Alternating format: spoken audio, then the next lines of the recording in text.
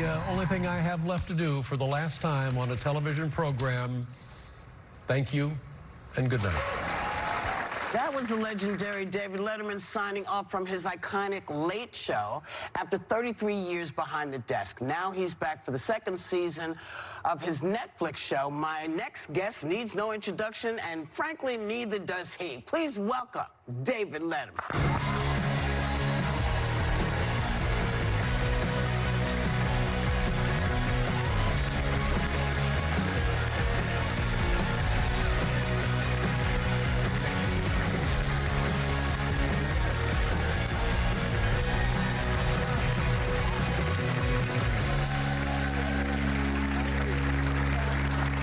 Thank you very much, ladies and gentlemen. I'm very excited. This is nice. I love being on TV.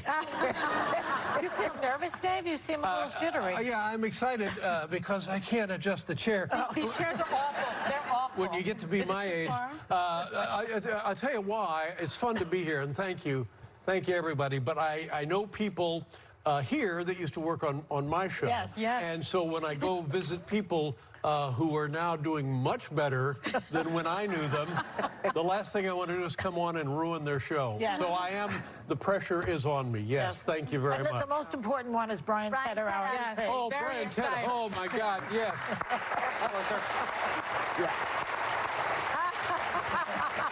Look at that. Oh, my God, there it is. Oh, that's fantastic. Yes. Yeah, that's the kind Brian. of, we used to do that kind of show. Yeah, we do that here now, too. Yeah. With Brian. So it's 4 years. Yeah, it's impossible, isn't it? It's kind of wild. Yeah, it's just bizarre. And, I wanted to say that one of the things, when I saw Megan here, I knew your father, and there was a thing in 2007. And 2007, I think it was right before the economy blew up. And so I didn't know it. Did you know it was going to blow up? No, not really. No, I had no idea. How would I know? I don't know. They didn't call you. So your father was scheduled to be on the show. He canceled. I remember it was a big deal. A big deal, but let me tell you, canceled with like 15 minutes. It would be like I said, I'm not going out there. Well, it wouldn't be the same thing, but you'd say, well, so what? So it was hilarious because now all of a sudden, not only do we not have a guest, we don't have Senator McCain. So it's and I love nothing more than chaos. Yeah. So I just laughed and laughed and laughed, and I said, well, what happened? Is he well? And they said, no, there's a financial emergency in Washington. He's flying right back immediately. And I thought, oh, my God, it's like Martians. Something really dangerous is happening because he's flying right back immediately. Can't possibly do the show. Okay, so I don't know this for a fact, but I'm assuming we got Regis. So he was kind of the guy. He suspended his campaign. Oh, that's right. He even suspended the campaign. So now we're doing the show, and the control room says, look at the monitor, and there's your father. Not only has he not shot right back to Washington, he's at the broadcast center talking to Katie Couric. I know. Or was it Katie Couric? CBS, yeah. So we thought, hey, wait a minute. I thought the economy was exploding and you couldn't be on our show. Yeah. So that was even greater for me because I thought, this is fantastic. I have something to go to work on now. The guy, he backed out of it. He lied to us. He weaseled on us. He said, oh, sure, it is an emergency. I can go see everybody but Dave. And so I pounded him and pounded him and pounded him for weeks and weeks and weeks. I remember. And the economy just kept getting worse and just kept getting worse. And then I guess things stabilized at some point, and the senator said, well, I'll come back. Yeah. And he came back and he sat down. He got a standing ovation because everybody thought, here's a man demonstrating courage because I have every night signaled that he had weaseled on us, that he had absolutely, in fact, lied to us, but yet he comes back. He's got the guts to come back. Everybody stands up, gives a standing ovation. He sits down, and I said, well, and he said, what can I tell you? I screwed up. And they loved it. Yeah. They absolutely went crazy. But remember, Dave, the man went back to Vietnam. Oh, yeah. Well, so he can come back to your show. Yeah. So anyway, I'm like everybody else, I'm sorry for your loss. But I loved the guy. He was a great guest. And, Thank you. And a lot of people would not have come back, you know. They would have just said, screw that, we're not going back. But he came back and owned it. Somebody who did come back to your show quite a few times was Donald Trump, if I recall.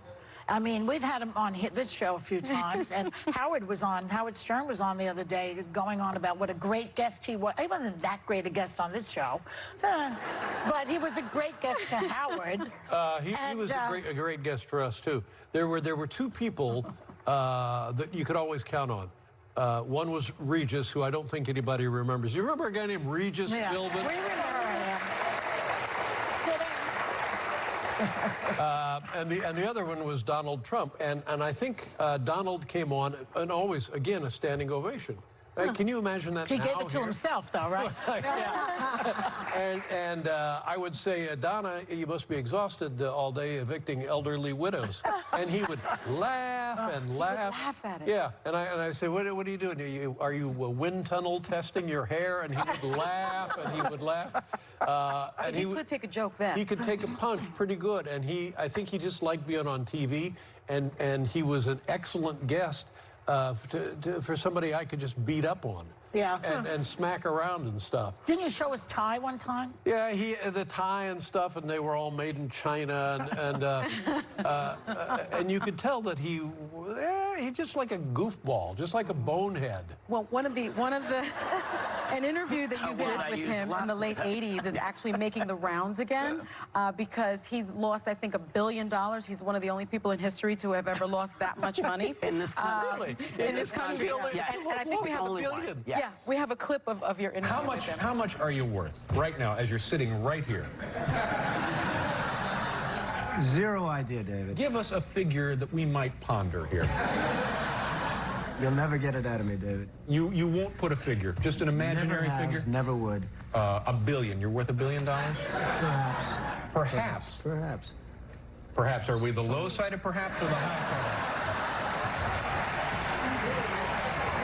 So you seem sort of skeptical of his net worth at that time. Yeah, but you know the important thing about it is, and maybe I'm the only one that shares this opinion, but there he seemed like a guy. He seemed just like a guy, right? That's right. And were I ever to get the chance to talk to him in person, and, you know, I won't live long enough for that to happen, but I would say, when did you become a goon? You know, when did that happen? You used to be just like a guy. Yeah. Did you have that same? Absolutely. He was just somebody who came on the show, a New York character. That's right. But, you know, exactly, a New York But you know what they character. say, power corrupts, and absolute power corrupts absolutely, But and don't that's what forget he's that into. a lot of this started when he began the Obama was not born in the USA. Right, but why was that necessary? Because he was pondering running. He was remember he was throwing it out, and so people said, well, you know what you should say this year. If you push this, people really think this is a great, and that's what he did. But his legitimization in Republican do politics you happened when think he came to CPAC. Yeah. Remember when he was invited to speak at CPAC, and all of a sudden people saw him as a politician? But do you think that he came up with these ideas on his own, or Hell no. Do you think he's come up with any idea on his own? Very few. But you know what? The only idea that I have right now, because I can hear Tedder talking to me, we'll be back with more. Attaboy, Brian. Letterman.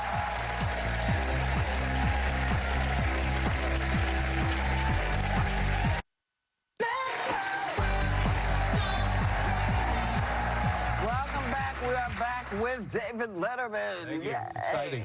Yes, Mr. Letterman, we had Jay Leno on recently on the show, and he told us that he doesn't miss late night at all because he thinks it's too politically one-sided, and he preferred it back when you could, quote, humiliate both sides equally. Do you agree with him? Well, I can only speak for myself. Jay would do the kind of show Jay would like to do, and I feel like if... with things going on, current events seeming what they are, not seeming, actually being what they are, I would have to constantly be on the attack, and I would be fatigued, but I would constantly be going at the easiest target because that makes your job much easier. Now, the great thing about doing it that way is if you keep attacking people, you get folks from the other side rarely to come on, and then you can go at it head to head. I'm not sure how I would be able to do make fun of both. I know that historically that's what Johnny did. Johnny Carson, he would play it right down the middle. Yeah. But Those were safer days. Yes. But things are so fraught now that it's hard. And I think people have done pretty well going after one side. But then I understand how that also could alienate part of the audience. So I agree with what Jay is saying, but for me, I don't think I could operate that way. But just a question for me as a conservative woman, going on a late night show is really no different than going on MSNBC anymore. So if you had like a conservative woman on, would you treat it in a more serious political tone? I would try to, yeah, because if the person demonstrated, and courage is the wrong word in talking about going on a late night TV show, but if there was a difference in ideology, I would respect that person, and there might be a tussle, but still, like with your father, and this is pre-vigorous divisional days in politics. Well, that doesn't make sense, but you know what I'm talking before Trump. Trying to say before Trump. Well, that's right. He came on, and we could go at each other if we wanted to, and I think that's a pretty healthy thing. He was very collegial when he came on, though. Well, he's a collegial guy, for God's sakes. Okay. You know, that was kind of his deal. And if you didn't recognize what this man's life had been, good and bad, here was a guy that proved that he was solid. You know, we came up kind of around the same time in the comedy I'm much show. older than you are. You might be. I'm 100. Well, you know, things on me are close too. But we've done gigs at the Comedy Store. You were out in L.A. and what'd you think when you were there? Did it feel like the Comedy Store? Because your original goal, I was told, was to take over Johnny's show, but then you started doing comedy at the Comedy Store. Right. Well, it was pretty easy. You saw people on TV every night. Johnny would say they're at the Comedy Store, and now they're on the Tonight Show. So you thought, okay, I know how to do this. Right. You get on the Comedy Store, you may get to go to the Tonight Show. Right. But then again, when you're a kid, you don't know what you're doing, and a manager or an agent will get a hold of you. You've been through it. You've been through it. You've been through it. I have not been through it. You've not been through it. Could you just play along? You've been through it. We've all been through it, for God's sake. And this one manager I had sent me out to be an actor on situation comedies because in those days the idea was get yourself a sitcom. You can be Fonzie, you can be Robin Williams, you can be anybody. You can be Laverne and Shirley. Right. Bang, zoom, everybody makes $1 billion. So they sent me out on a thing, an audition. Right. And as you know, you go into a room and there's like 8 people who look exactly like you look, sitting there with the page. And they call them, it's an inside show business term, the sides. The sides. That means... S-I-D-E-S. Yeah, yes, right. what you're going to be reading. It's not the script. The side. Yeah. So you're sitting there and you're reading it, and then they call your name. And this show was Saturday Night Fever. They were going to make a situation comedy out of the Saturday Night Fever. I see you immediately. I do too. Of course. Oh, yeah. Kind of like the John Travolta character. Well, that's what I was looking for. Oh, my God. So you get inside, and the director says, now, what we want you to do, you're getting ready to go out on Saturday night and get the fever, and so you're in the bathroom, and you're looking in the mirror, making sure everything is good, and you're blow drying your hair while you're looking in the mirror, making sure everything is fine. And while you are doing this, you are dancing. And I said, oh, okay. I said, you know what? I think I left my car running. Here, you just take that. I'll be right back. And I got my car and never went back. So you never wanted to be an actor. No, I didn't want that. But it was stupid, you know. I mean, even if the show, it never got off the ground. I have to ask you something I've been waiting to ask you for many years, because about 1991, too, I had a radio show on WABC, and it was a call-in radio show. Yes. And I heard from one of my spies that you used to call in and say it was John, it was Frank. Is that true? Because I used to talk to somebody and they say it was you. You would call from your car and engage me in a conversation. I never knew it was David Letterman. Let me ask you a question. For the purposes of this discussion, do you want it to be me? Well, I would like it. You know what? David, I'm not really interested in. No, I'm not interested in fake news. Okay. So let's hear the truth. No, I never called you, but I have done that. And it's like when you're a kid in high school and you send pizza to somebody's house. It's about like that. So you never did? No, I don't think so. I'm sorry. This shouldn't hurt. Yes, I did. I did. I called every day. No, it's okay. I'm happily married. It's fine. I don't know when this went there, but this is where we are, and we'll be back with more with David Letterman.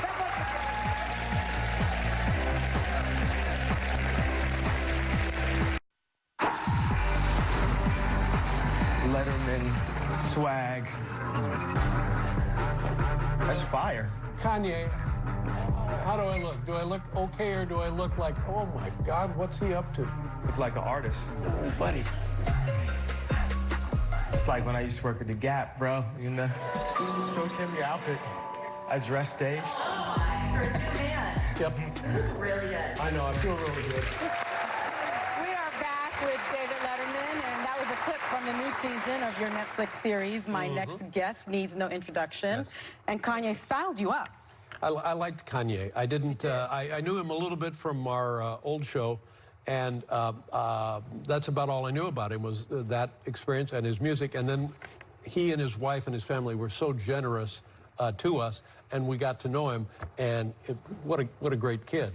It was a lot of interview. fun. Well, we started out by going to something that he referred to as the Sunday service. And at that point, he had only done it twice. And we didn't know what it was. And we drive and we drive and we drive, and we end up near the Burbank airport. And there's a sound studio there that they had converted into like a theater in the round, a smallish place, with lighting designed by a renowned lighting artist and some musicians and a choir. And indeed, it was a Sunday service, and it was, I feel odd invoking the word spiritual, but in fact, it had that effect on me.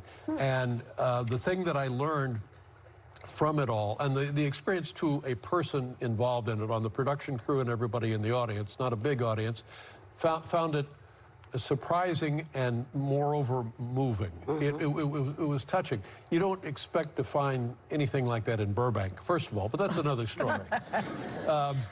And I learned from the percussionist who was playing a single drum. He did a little monologue about the history of the drum, and he said this drum and the use of drums historically represents the beat of the human heart. And I had never heard this. And I found that kind of as the foundation for everything that came after, which was beautiful with this choir and the music and Kanye himself. It was a different experience than I'd ever had in my life. So that was a great way to start with him. Yeah. What seemed to me in watching the interview is he was very open about talking about his struggles with mental illness. And that was just remarkable. What did you learn about what he is dealing with? Well, I'm ignorant on this topic of bipolar or schizophrenia. Luckily, I don't have it. I'm not sure that I know anybody who does have it, but I recognize from my discussion with Kanye that you suffer. And the thing that was fascinating to me was his wife, Kim, who I knew a little bit more than Kanye, is such a strong advocate, not only for her family and her husband, but also, as we know, for prisoner rights and people who have been incarcerated unnecessarily lengthy terms in prison and prisoner rights. And the combination of the two, the energy and the dynamic was something I really was not expecting. Wow. I actually have another question for you. Now that you have a lot of free time, you are spending more time with your 15-year-old son, Harry. I have a 16-year-old son, Gabriel, but he doesn't want to spend as much time with me anymore. No. Are we in the same boat now? You and I are, yes. I'm glad to hear Maybe this. you two could get together. Yeah. I assumed it was me, but I'm glad to hear it's somebody else. I get up every day and I go down to the interstate and wave at cars. And then I've been trying to get on the cover of AARP, and those bastards will not call me back. Really? But my son, here's now his method of expressing affection. He comes. Oh, that's not him. Like I was in California last week, and as soon as I get home, it's late Saturday night, as soon as I get home, oh, Dad, let's fight. And so, okay, sure. And so he starts throwing punches at my ribs, and he lands them in my kidneys. And I said, Harry, we've talked about this before. This is elder abuse. I'm gonna call the cop. Okay, boom, boom, boom. And then we fight until I have to tap out. So as we speak now, that's the nature of our relationship. It's time. Yeah, what is it like with your son? He doesn't want to fight you, does No, he? he doesn't, but we used to go to the theater together a lot, and That's good. Yeah, it's wonderful. I just invited him to a play, and he said, can I bring a girl with me? But I'm the girl. Mommy dearest. Yeah. Yeah. Okay. Your son is not the one with the problem. Yeah. I know. This is not the first time she's heard that. So, we know that every beard joke has been done under the sun. Yeah. Apparently, you caused quite a stir lately. People thought you had been arrested at the Ecuadorian embassy.